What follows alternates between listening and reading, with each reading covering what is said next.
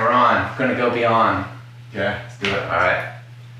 I'm Justin Franson here with Danny Putnam, Major League Baseball athlete for 8 years.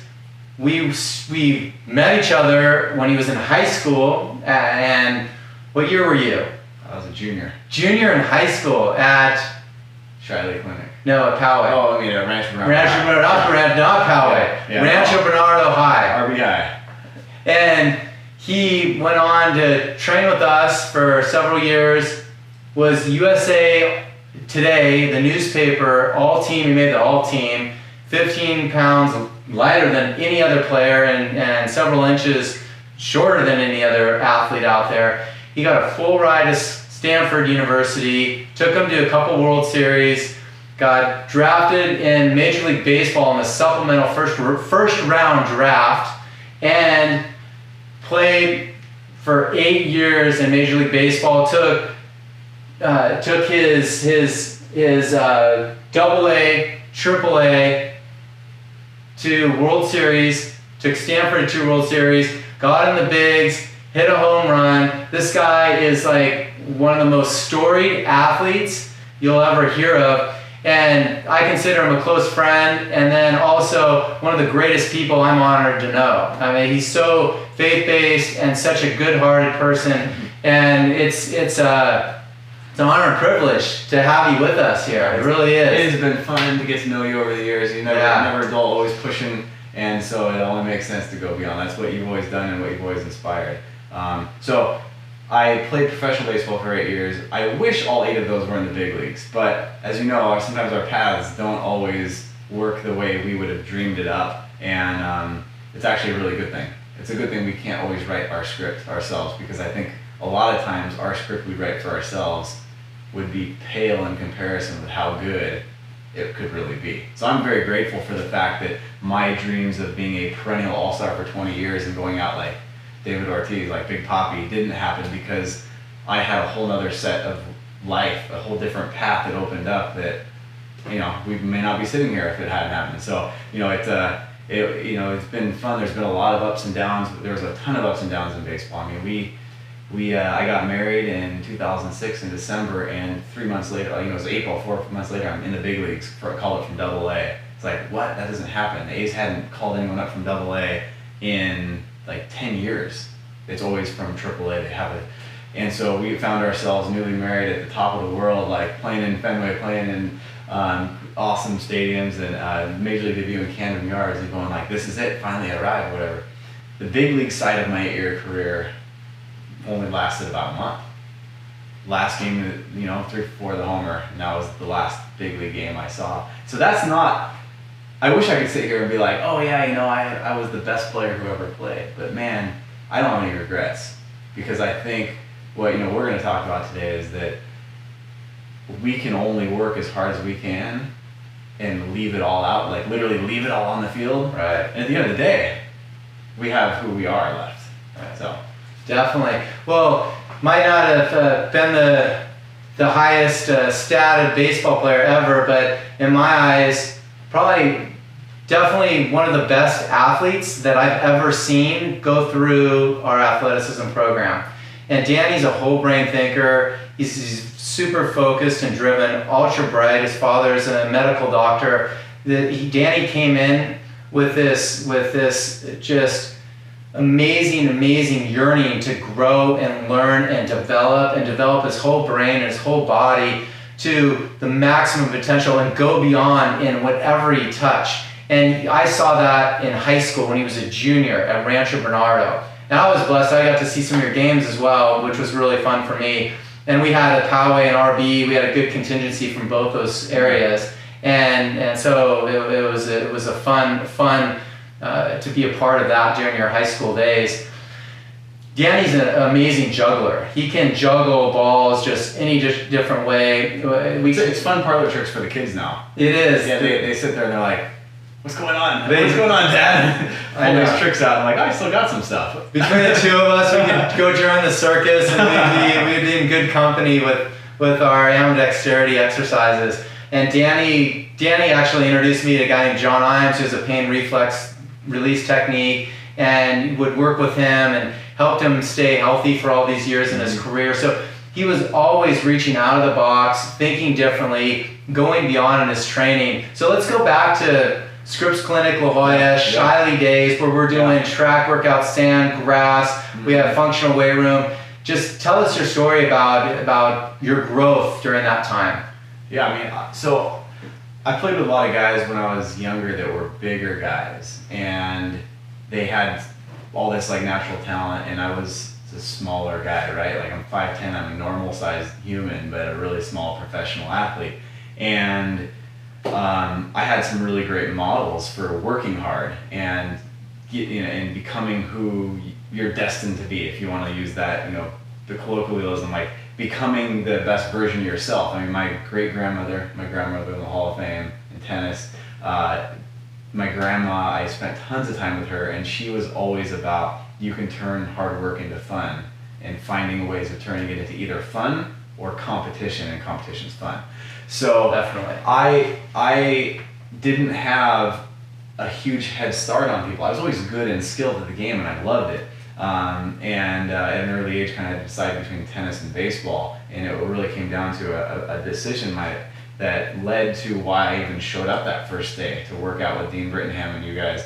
Was and my parents were like, look, we'll support whatever decision you make, but understand, if you want to do this at the next level, either tennis or baseball, you're gonna have to work really hard. There's no way around it.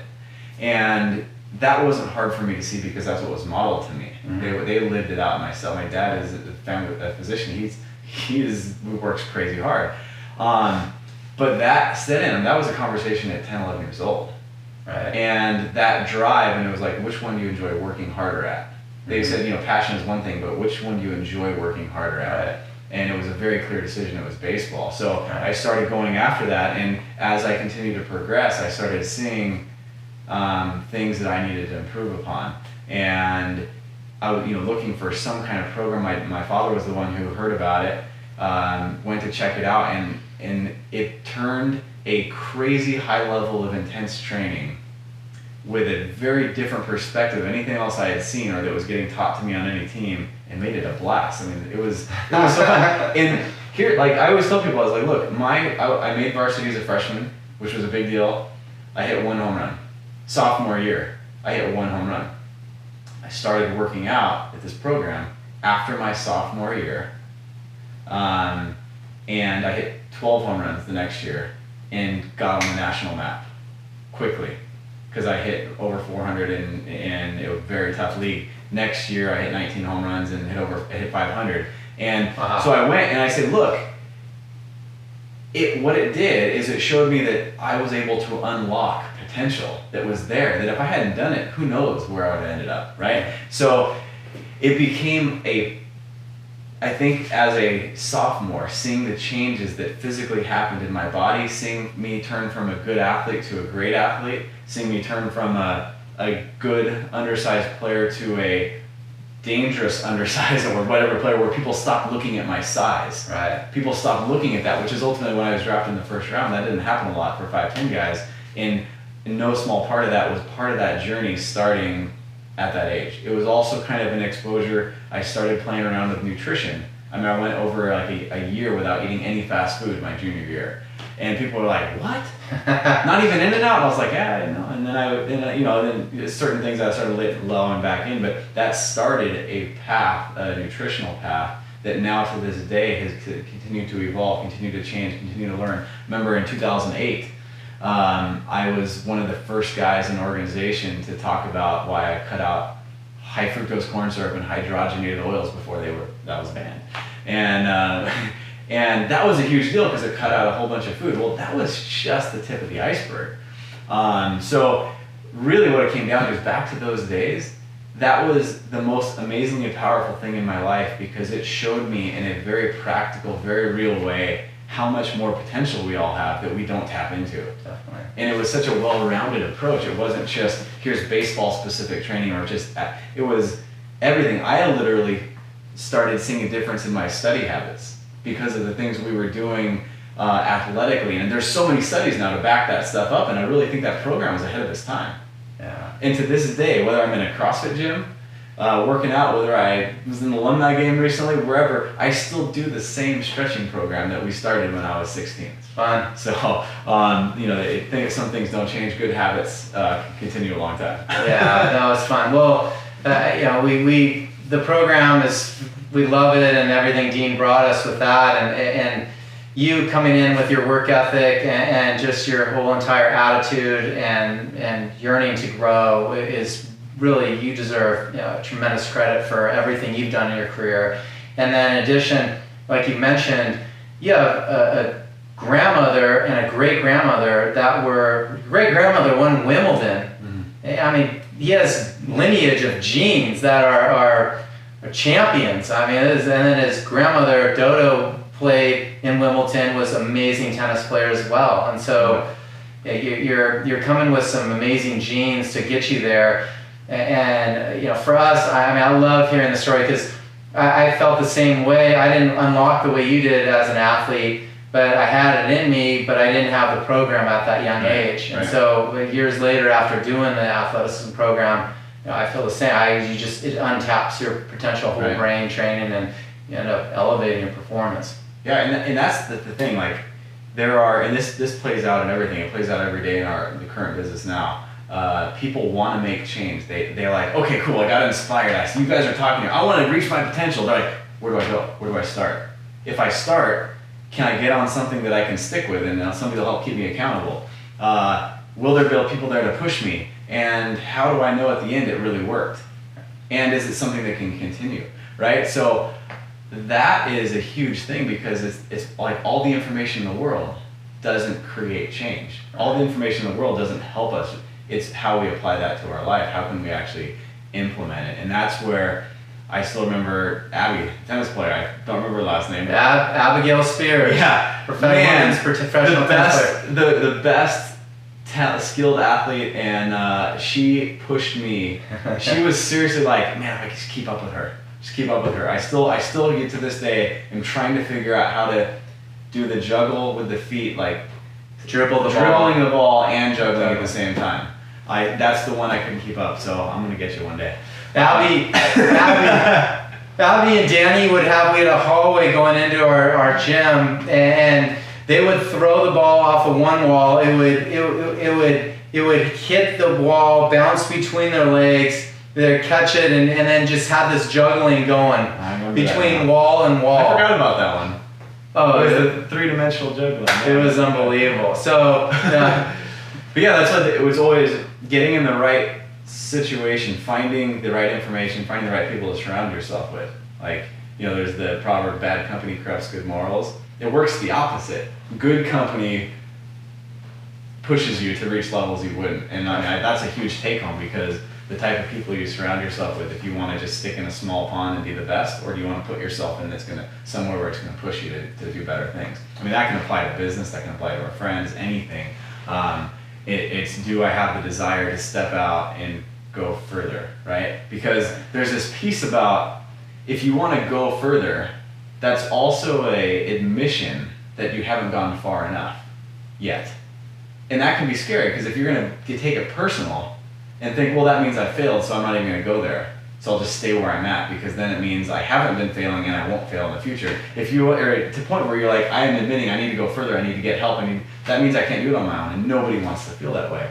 But we have to in order to get there. Definitely.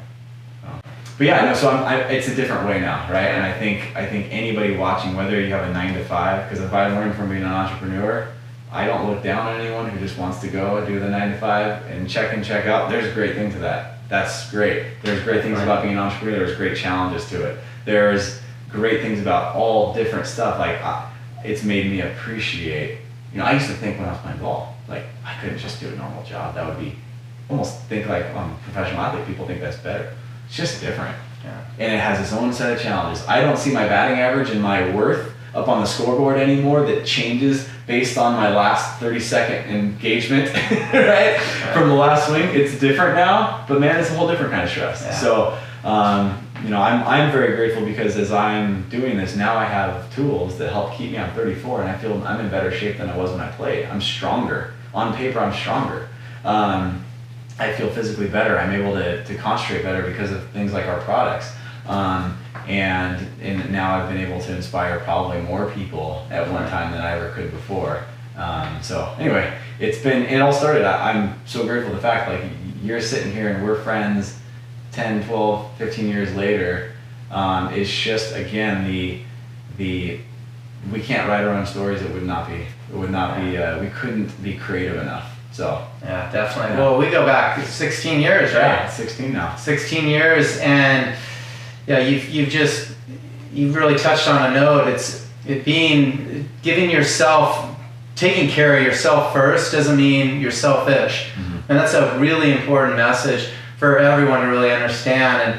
And having the support of a platform as LuRong Living Challenge platform, and then products to help supplement it, will give you that extra motivation, incentive to get out there and go do a little extra to help yourself so you can help a lot of others. And I think that's really what's in Danny's DNA, is that he just really wants to help as many people as he can. And so that's what I love hearing about it. So Danny, tell us more about some of your rituals that you do every day, whether it's the morning, night. How do you really connect to the source at a different level and keep elevating yourself to a whole different level? And give us some insight on going beyond and on a daily basis and what you recommend for others. Yeah, I mean, on a personal side, it's our company is made up of all different types of individuals. Right? On an individual side, there's a couple quotes that I like in there from the Bible. Like one of them, lean not on your own understanding, in all your ways acknowledge Him, will make your path straight. And if I only lean on what I can understand, or even my team, there's only so much, right? We can only see so many potentials. You come up with a challenge, go left or right. That's the only option I know. Maybe there's an answer to go up or down. I don't know. I didn't see that, right? So I think the constant humility to understand that I'm not going to have all the answers, and that's okay. Like I said, my faith is a big part of who I am, because that helps me stay grounded, whether it's a really good time, staying humble, or a bad time, staying up. Because, man, you get both. And if you haven't gone through both, you haven't lived yet, right? I mean, there's good, bad. And so I try as much as possible to start my day that way and to slow down. Because I'm like you guys, like, the phone's by your bed. The first thing, am I looking at emails? When I first wake up, right? So I'm trying to train myself to get grounded in that regard. Spend my time reading and in prayer and that before, so I can get myself in a spot where I'm ready to go and where I have to keep priorities first. Because, man, we just like to run off and go do whatever, right? It's the same kind of thing of, am I just ready to go work and get on the computer, or am I going to sit and like say good morning to my kids and give them a kiss, right? Okay. We can lose perspective real fast. So for me, ever since I was young and since high school, it's been a huge thing to keep the faith part of my life, right? Now that carries, it looks different for every type of person, right? But that's obviously something that's huge. And so there's another cool quote that I like, is the fear of the Lord is the beginning of all wisdom and all understanding. And so understanding the perspective that looking at life through that lens will help me make better decisions. It'll help me work harder, knowing it's part of something bigger than myself. Because if life is only about ourselves, there's only so much gusto we can muster up ourselves. And that helps keep the family balanced. It helps keep things in perspective. Being an entrepreneur in the number of hours, man, it is tough. And so having a wife who's connected to the same source, right, and being able to work through that and be able to challenge each other and encourage each other and be gracious to each other and call each other out when things are, like you're out of line, like that's part of it. It's part of a relationship, right? Like, hey, you may not see it, but I do. Oh, you're right. Right. Hold on a second, get reset. So that part is huge, and so I think that as people sometimes think, if I admit that I'm not enough myself, or that I can't do everything myself, that's a failure. Well, depends how you look at it. I think it's a challenge to realize the quicker we can admit that on our own we're not capable of our true potential. I think that's the first step.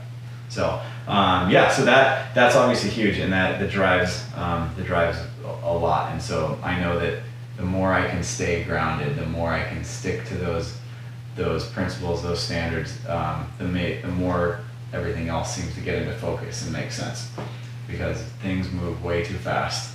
Yeah. You know that. Anybody who's pushing it, anybody's living, life moves way fast, and I don't want to miss out on the important things. And I'm not saying I do a great job. We're all in this. We're all learning. And so the other thing is I take the time I can to learn new stuff and invigorate my brain. Getting stuck in a rut is not something, it's like the old saying, if you're not moving forward, you're moving backwards. Right. And so I think understanding that you never stop learning, and you never get it. And it's just another level. So whether that was in sports or whether that's now in business or with family, right? Like if there's something that I'm not happy with the way it is, let's figure out how to make it better. Let's look into it. Be proactive in it, right? Like if we're not happy with the way the kids are responding to us, or we're not like confident in how we're disciplining or whatever, like it's a chance to dig in. It's a chance to grow closer as a couple. It's a chance to do all that, right? Same thing. If you're not happy with your body, not happy with work, not happy with that, then put some time, figure it, think about it, journal it, figure out, talk to somebody who's more wise that can speak into your life and knows you, because sometimes we can't see it ourselves and it's obvious to others and we just got to ask. So I know my own deficiencies in my athleticism back to 16 years ago. I thought I was an amazing athlete until I saw a bunch of your other athletes that were out there, and I said, holy cow, I got a lot of room to improve.